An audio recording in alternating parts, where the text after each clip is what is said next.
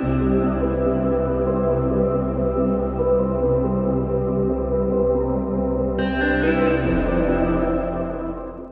kita lanjut lagi ya.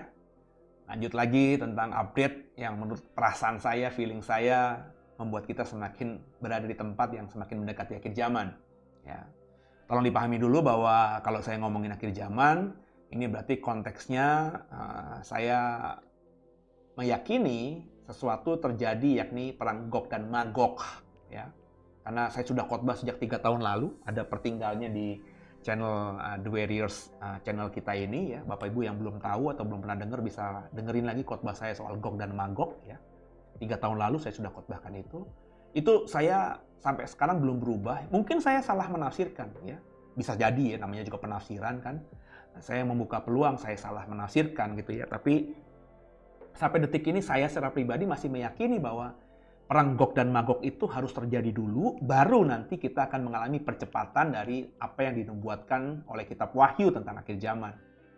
Dan perang Gog dan Magog ini adalah perang Gog dan Magog yang ada di Yeskiel 38 dan 39. Nanti Bapak Ibu baca lagi di rumah ya, ayat-ayat itu. Dan perang Gog dan Magog yang ada di Yeskiel 38-39 ini beda dengan Gog dan Magog yang ada di kitab Wahyu. Beda ya. Nanti baca aja dulu ya. Nah, Yeskiel 38-39 dengan bandingkan dengan Gog dan Magog yang ada di kitab Wahyu itu berbeda langit dan bumi bagi saya, bukan peristiwa yang sama, cuma namanya saja sama gitu ya. Kalau kita membaca di Yeskiel 38 dan 39, perang Gog dan Magog itu terjadi ketika Israel sedang aman tentram dan akan berperang dengan Gog dan Magog yang berasal dari utara sekali dari wilayah Israel. Dan saya sudah membaca, menggali sumber-sumber yang saya punya, tentu dengan keterbatasan saya. Sekali lagi, dengan keterbatasan saya berusaha menggali. Itu saya belum pernah menemukan ada peperangan Israel dengan negara yang dari utara sekali. Ya. Selalu kalau Israel berperang itu biasanya dengan bangsa-bangsa sekitar saja. Ya. Paling jauh ya berperang, tapi juga tidak perang terbuka ya dengan Romawi gitu ya. Ya karena saat itu ketika terjadi peperangan Romawi dengan Israel, Israel sudah menjadi negeri jajahan gitu ya. Yang berperang itu bukannya bangsa tapi hanya perlawanan-perlawanan kelompok-kelompok bersenjata saja ya, tidak seluruh orang Israel. Tapi perang terbuka antara negara Israel dengan negara lain gitu ya, raja Israel dengan bala tentaranya dengan raja lain dengan bala tentaranya melawan raja utara sekali. Saya belum pernah nemu itu di Alkitab saya maupun dari kisah-kisah di sejarah gitu ya. Biasanya ya perangnya perang dengan bangsa-bangsa sekitar ya, Filistin, Moab begitu ya, juga Mesir gitu ya, dan juga Syria sekarang ya, zaman dulu dikuasai oleh Yunani gitu ya, tapi tidak dengan negeri dari utara sekali. Dan terjadinya perang itu bukan juga dalam situasi Israel yang damai sejahtera, damai tentram, enggak. Israel memang lagi politiknya lagi goyang. Baca ya sejarah-sejarah peperangan Israel. Pasti dilandasi, dilatar belakangi oleh situasi politik dalam negeri yang memang tidak solid, tidak kuat. Tapi Gog dan Magog, Yeskiel 38 terjadi ketika Israel aman tentram. Nah, Israel aman itu ya, saya sudah khotbahkan di sesi yang sebelumnya, itu terjadi menurut saya ukurannya seperti zaman Salomo, di mana bait Allah berdiri di Yerusalem dan juga Israel nggak ribut perang dengan orang lain, termasuk yang kalau kita lihat dalam konteks 2020, ribut selisih paham perebutan wilayah dengan negeri yang mengaku diri sebagai bangsa Palestina. Ya, ini kan panjang ya, seperti saya bilang di sesi berikut sebelumnya, Palestina mengaku mereka yang memiliki tanah, sedangkan Israel mengaku mereka yang memiliki tanah, dan ukurannya itu bukan sertifikat, itu masalahnya ya, tapi klaim yang diakui ribuan tahun yang lalu, di mana surat menyuratnya itu ya beda ya. Orang Israel pakai bukti sejarah kitab suci perjanjian lama, sedangkan orang Palestina mungkin pakai cerita-cerita mereka sendiri gitu ya. Dan susah kan diputuskan oleh mahkamah mahkamah yang mengambil keputusan ya. Mahkamah bukan militer, mahkamah PBB gitu ya. Sehingga akhirnya klaim Israel dan Palestina ini ya tidak menemukan jalan keluar sampai detik ini. Dibawa dalam hukum nggak akan bisa ketemu karena klaim mereka atau bukti-bukti mereka itu masing-masing punya argumentasi masing-masing gitu ya. Nah, eh, ribut dengan Palestina ini sampai sekarang terjadi. Terlebih Palestina itu menganggap bahwa mereka adalah bangsa Muslim, bangsa keturunan Arab juga gitu ya. Maka nggak heran sampai sekarang ini dunia Muslim mendukung Palestina ya. Saya kalau ketemu teman-teman saya dari Muslim gitu ya, ketika ngomongin Israel dan Palestina, ya maafkan saya ya, ini saya harus akui aja kan. Mereka langsung serta-merta pokoknya membela Palestina. Palestina benar salah, pokoknya Palestina yang benar lah gitu ya. Kalau saya sedangkan berdiri dalam posisi ya saya baca dengan objektif aja. Kalau memang Israel yang salah ya saya bilang Israel yang salah.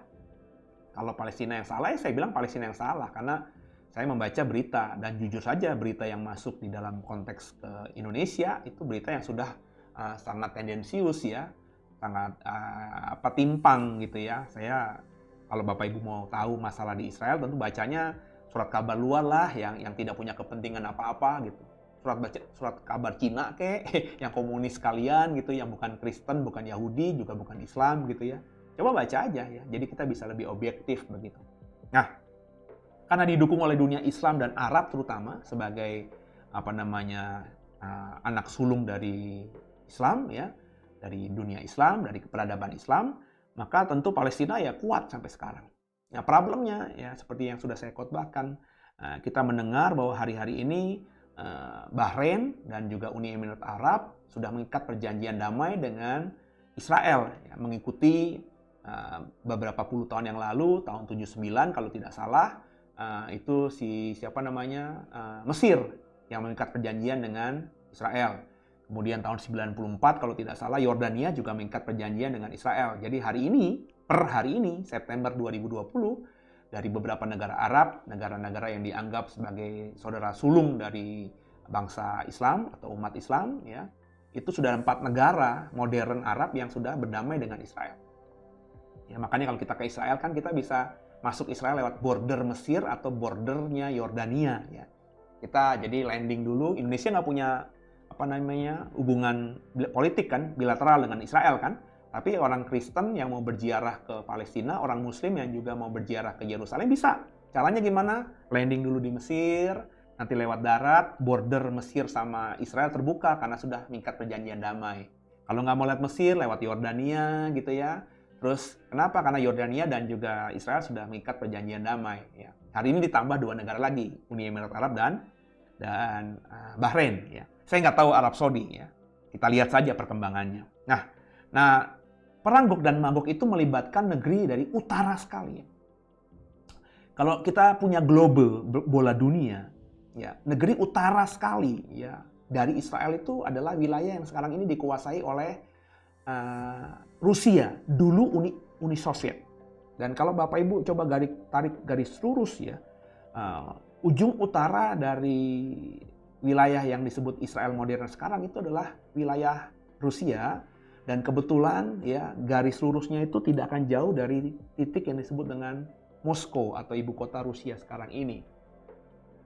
Dan bukan saja saya, tapi banyak penafsir mengatakan bahwa Gog dan Magog itu bicara mengenai Moskow dan Rusia modern hari ini. Dan saya mempercayai karena nggak ada lagi negara lebih utara dari Rusia dari garis Israel kalau ditarik garis lurus ke atas. Ya. Jadi Rusia lah yang saya tafsirkan sebagai Gog dan Magog itu. Tapi apa urusannya Rusia menyerang Israel? Kan begitu dalam Gog dan Magog. Ya. Nah sekarang ini apalagi Arab sudah berdamai dengan Israel. Ya.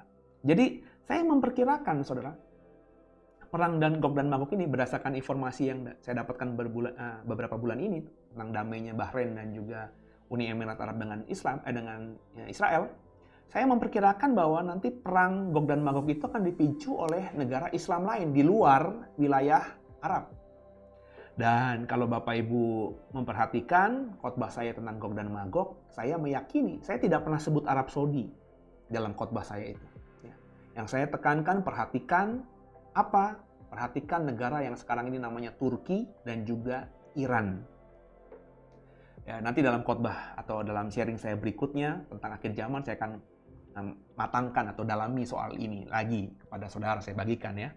Tapi memang Turki dan Iran itu memiliki hubungan yang cukup erat, intim dengan Rusia. Yang menariknya tuh Turki. Turki itu kan negara persekutuan Atlantik Utara atau NATO. Tapi beberapa tahun kemarin dia membeli ya perlengkapan atau peluru hulu ledak ya, peluru persenjataan dari Rusia yang membuat Amerika dan negara Eropa lainnya marah kepada Turki. Dan hari-hari ini jujur aja, Turki mesra banget dengan Rusia.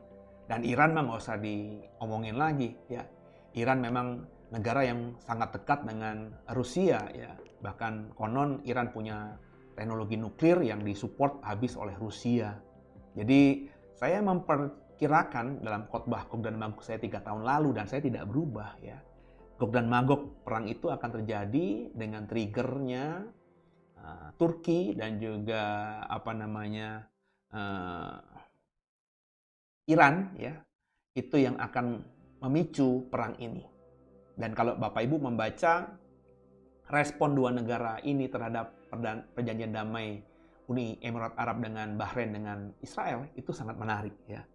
Iran kalau kita baca dalam beberapa surat kabar resmi beberapa bulan lalu ya, ketika Uni Emirat Arab dan Bahrain mengikat perjanjian, itu mengutuk keras ya.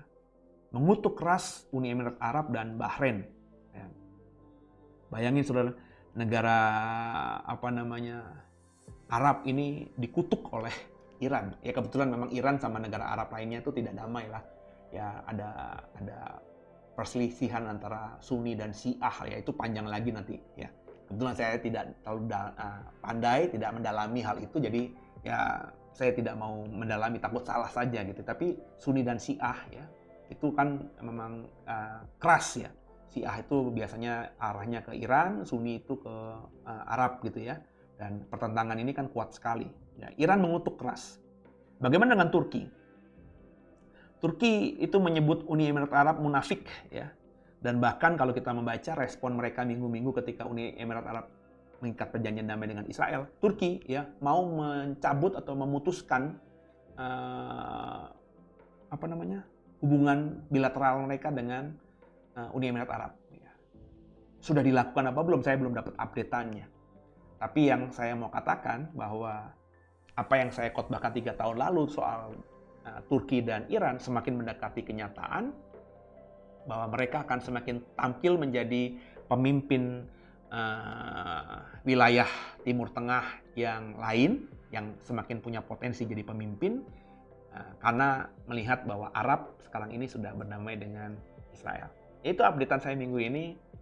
Mungkin minggu-minggu berikutnya bisa lebih tajam lagi dan lebih membuka wawasan kita. Ikuti terus ya. Hai, saya mau ngepromo lagi nih ya. Jadi lewat beberapa kesempatan program, saya juga mau mengajak, memberdayakan jemaat yang punya usaha untuk supaya lebih berkembang lagi usaha mereka ya, dengan cara mempromokan produk mereka lewat program-program kami. Jadi ini buat jemaat ya saudara ya. Jadi ada sekarang ini di tangan saya dari Tabonai ya. Tabonai itu katanya bahasa Batak yang artinya enak ya, enak sekali atau apalah begitu ya. Saya kurang paham arti yang sebenarnya. Jadi memang Tabonai ini adalah yang produksi dari jemaat kita, khusus masakan-masakan Batak gitu ya.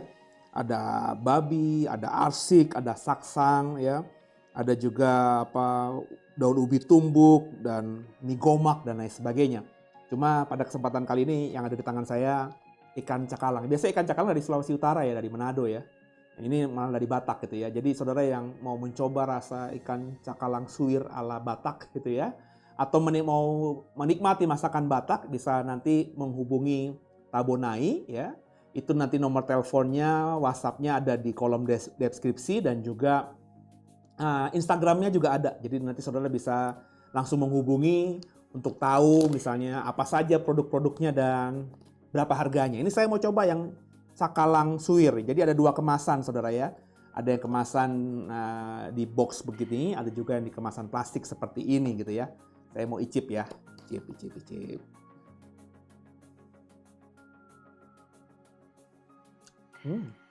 Enak loh. Enak beneran. Kayaknya pakai nasi panas aja udah enak ya. Jadi saudara yang zaman COVID gini susah, takut untuk ke pasar, bisa pesen ikan cakalang suwir dari Tabunai ini. Nanti ada yang dalam kemasan seperti ini atau yang plastik ya. Enak, saya jamin enak. Saya sudah mencicipnya tadi. Juga sekarang ini ada, nah ini mah biasa ya, tapi siapa tahu saudara juga susah untuk membuat bawang goreng karena banyak orang mau bikin bawang goreng gagal mulu gitu ya. Ada yang minyaknya kebanyakan lah, kurang garing dan lain sebagainya. Ini coba saya icip ya. Bawang goreng Tabunai. Ya. Saya suka bawang goreng. Ini padahal sampainya ke rumah saya udah 2-3 hari lalu. Ya, baru direkam sekarang tapi masih garing. Dan ini kalau yang gila cabe ada merek yang ngetop ya, tapi ini buatan homemade dari Tabunai ya. Sambal cabe bubuk gitu ya, saudara ya. Jadi, yuk sama-sama saling memberkati.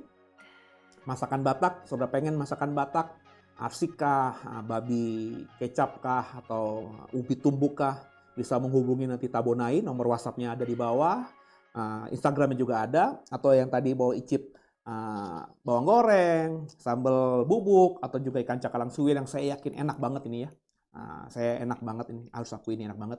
Bisa langsung dipesan, dan pasti akan nanti memberkati saudara, dan tentu dengan membeli jemaat kami yang punya usaha ini juga pasti akan diberkati. Sama-sama yuk, kita bangun ekonominya Tuhan gitu ya, saling memberkati. Tuhan Yesus memberkati.